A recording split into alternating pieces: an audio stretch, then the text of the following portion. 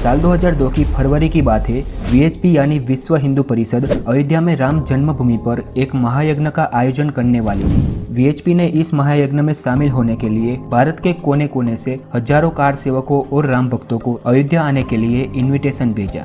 जैसे हर कार सेवक इस महायज्ञ में आने के लिए खुशहाल थे, वैसे ही गुजरात से भी हजारों कार सेवक अयोध्या जाने के लिए तैयार होते हैं। कार सेवक यानी खुद की इच्छा से रिलीजियस सेवा करने वाले लोग। 22 फरवरी को कार सेवक अहमदाबाद से अयोध्या की ओर निकलते हैं। वहां पहुंचकर पूर्णाहुति महायज्ञ में शामिल होते हैं और जब कार्यक्रम एंड होता है तब समय था घर वापसी का।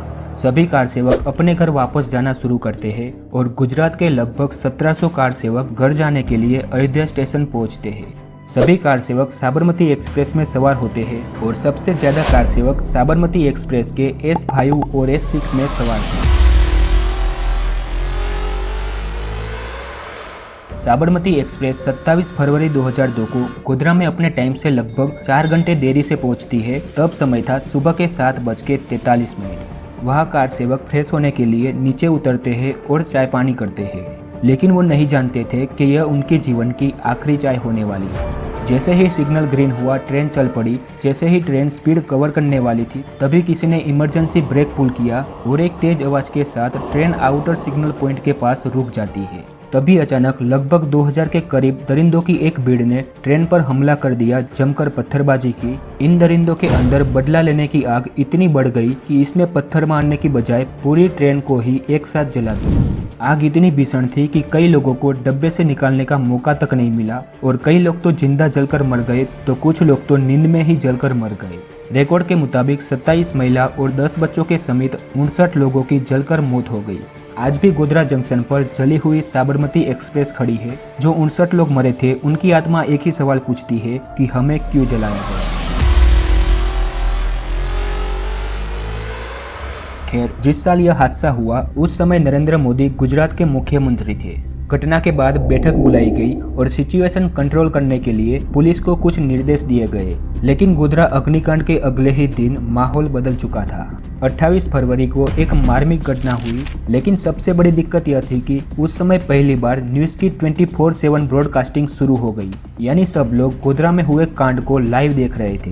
गोधरा से कार सेवक के शव को खुले ट्रक में अहमदाबाद लाया गया। इन शव को घर वालों को देने की बजाय विश्व हिंदू परिषद को सौंपा गया।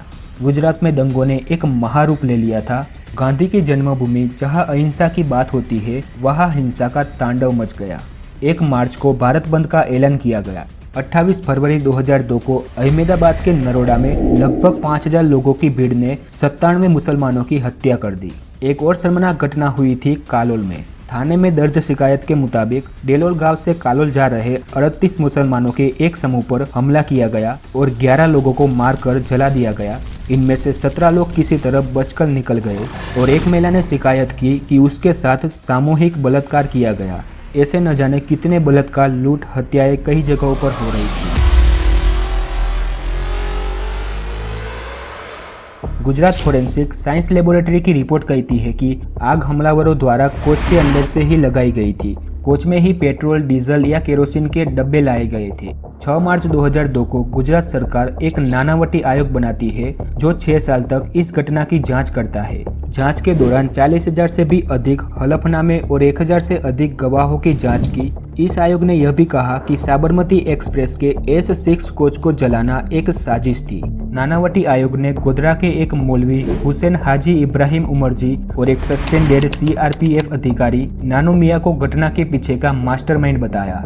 इसके अलावा आयोग ने कहा कि 140 लीटर पेट्रोल जमा करने का काम रज्जाक कुरकुर का था। उस वक्त गुजरात पुलिस बल का मुखिया थे J महापात्र।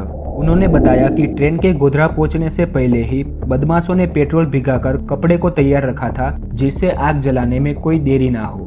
फिर 17 मई 2004 को लोकसभा चुनाव हुए, जिसमें UPA की सरकार बनी और लालू प्रसाद यादव को रेल मंत्री बनाया।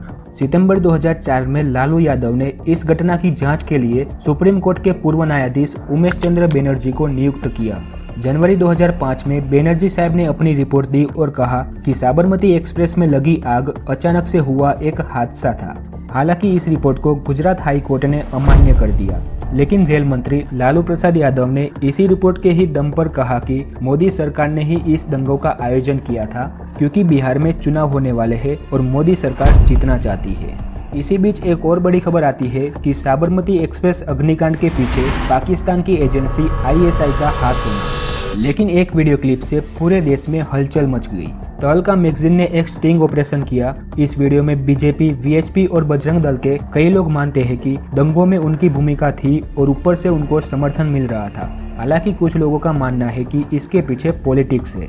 लेकिन आपको जानकर हैरानी होगी कि इस पूरे मामले में 29 नेशनल और इंटरनेशनल संस्थाओं द्वारा 60 से अधिक जांच की गई। यहाँ तक कि NHRC की एक रिपोर्ट में कहा गया कि राज्य लोगों के अधिकारों की रक्षा करने में विफल रहा। अमेरिका ने भी NHRC की रिपोर्ट के आधार पर कहा कि मुस्लिम विरोधी हिंसा को रोकने में मोदी की राज्य सरकार विफल रही और इसी वजह से यूनाइटेड किंगडम, संयुक्त राज्य अमेरिका और कई यूरोपियन नेशन द्वारा अपने यहाँ मोदी जी की एंट्री बैन कर दी गई। 28 फरवरी 2002 तक साबरमती एक्सप्रेस अग्निकांड के आरोप में 51 लोगों को गिरफ्तार किया गया। 17 मार्च 2002 को हाजी विलाल को मुख्य अपराधी माना गया। गोधरा नगर पालिका के अध्यक्ष मोहम्मद हसन कलो को मार्च में गिरफ्तार किया गया। लगभग 10 साल बाद फरवरी 2011 में इस केस में ट्रायल कोर्ट ने 31 लोगों को दोषी ठहराया और 63 लोगों को छोड़ दिया। ट्रायल कोर्ट ने यह भी कहा कि घटना एक रची हुई साजिश थी।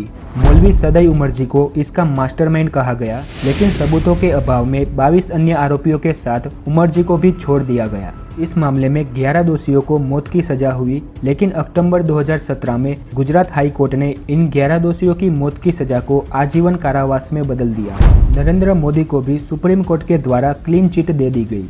लेकिन आज भी गुजरात पूछता है कि साबरमती एक्सप्रेस के S5 और S6 को ही निशाना क्यों बनाया। क्या 1992 में हुई बाबरी मस्जिद विध्वंस का और 2002 के साबरमती एक्सप्रेस को जलाने में कोई कनेक्शन था? क्या इसका बदला लिया गया है?